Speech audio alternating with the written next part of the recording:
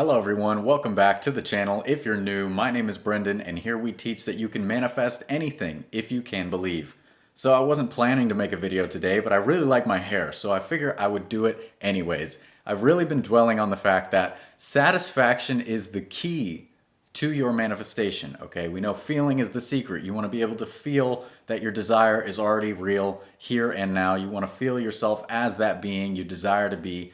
But satisfaction is a key component to that feeling, and that can apply to feeling your wish fulfilled. It can also apply to satisfying limiting beliefs within yourself. If you don't come up with a satisfying answer to limiting beliefs you may have, you're not going to be able to imagine your way around them. I'm even going to give you a pretty detailed example in my personal experience about how that has been overcome. And as soon as I came up with a satisfying answer for this limiting belief, then everything I've been imagining for came into place. So first, let's talk about the feeling.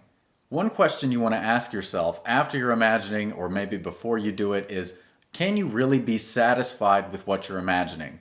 Chances are, if you're imagining trying to manifest something, the answer is no, because you're already operating from a state of lack. You have to begin to understand that the ultimate self-concept, the ultimate idea of who you believe yourself to be, has to be one with imagination. You are all imagination, as Neville Goddard often said. And this isn't an exaggeration. This isn't just to help you understand. This is literal fact. And you're finding that this physical experience is merely a reflection of yourself. It's a reflection of your imagination. You can use the word mind and imagination pretty interchangeably. I prefer imagination because if I say mind, then you may begin to think thoughts, and you are not your thoughts. Thoughts are a product of what you are imagining, of your state of consciousness. As Neville Goddard explained, a state of consciousness is an attitude of mind made up of a body of beliefs, okay? So you're using your mind, you're using your consciousness or yourself, which is imagination, to occupy a state, have an attitude of mind made up of a body of beliefs, and from there, thoughts come forth. So when you hear me say imagination, I mean consciousness, mind, but not the thoughts. You are not your thoughts.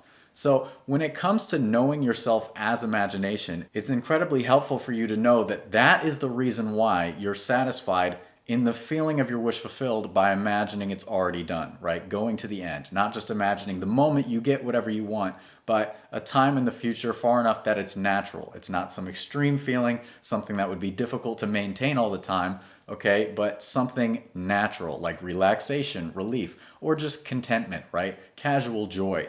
So you allow yourself to do this, and knowing that you are all imagination, you use that to know you aren't just imagining something.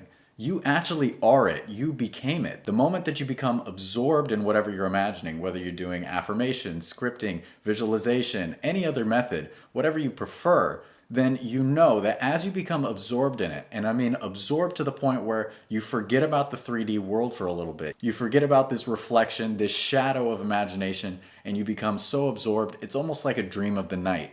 In a dream of the night, if you're not lucid dreaming, then you completely forget about the body lying on the bed, right? You're completely absorbed in it. That's the level you want to get to when you're imagining something, because then it doesn't just feel like you're trying to do something or you're forcing yourself to imagine. You are actually it now. So once you get clear on that, then you want to be able to carry that feeling of satisfaction with you all the time, okay? No matter what's happening in physical reality, you want to be detached, okay?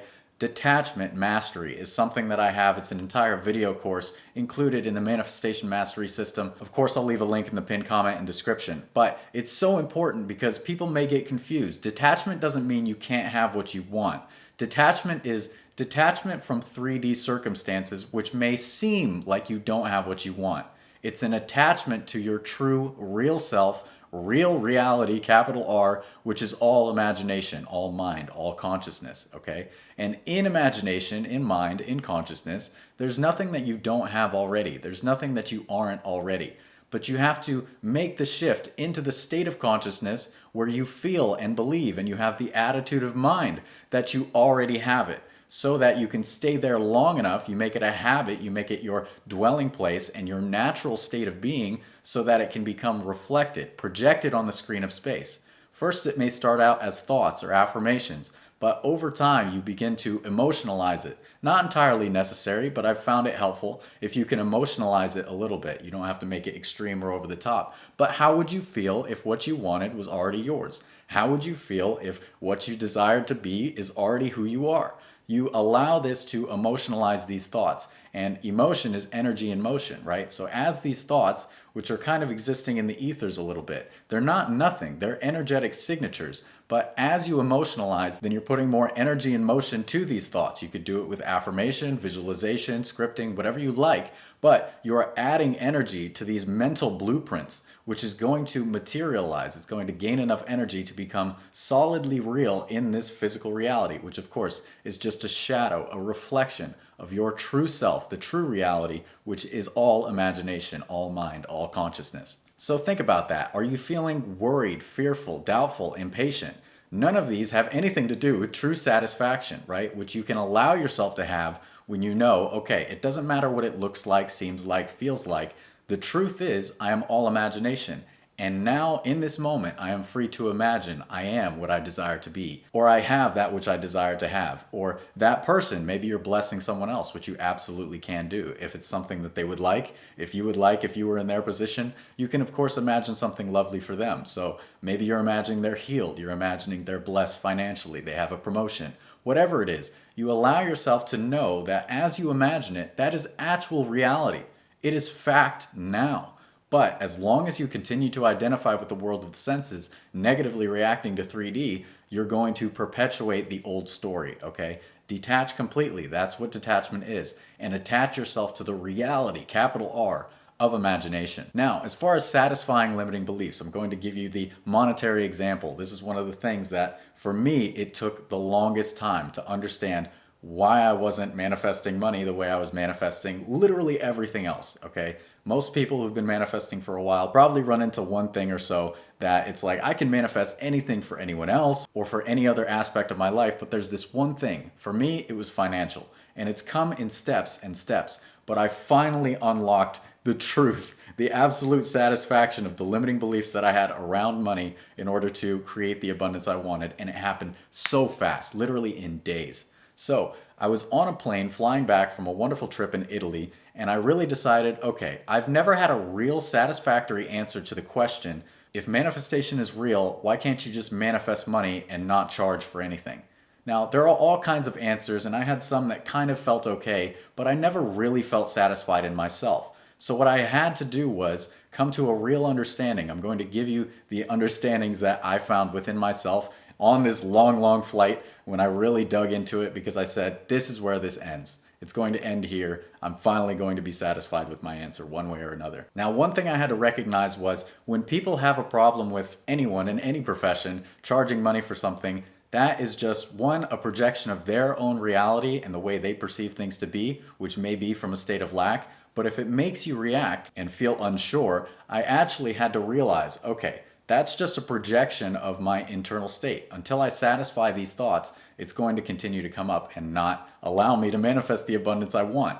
So I decided to recognize that, one, money is energy just like anything else. So it's no different than a cup of coffee, okay? It doesn't matter what it is. No matter what you're manifesting, it's all energy. So there's nothing that's harder or more difficult or bigger to manifest than anything else. In the eyes of God, consciousness, imagination, all things are the same size and they're all instantaneous. So that was step one. Step two was recognizing that in order to feel bad for charging money for something that I put work into, that I really believe in and love, and that I know has the power to completely transform people's lives for the better permanently, well then I would have to believe in a world of lack. If I believe that people don't have money to pay for this, so no one should charge for anything, that's a world of lack. And every belief you can put in question. It doesn't matter what you believe, but you can choose whatever you're going to believe. And I don't want to believe in a world of lack. I want a world of abundance where everyone has enough.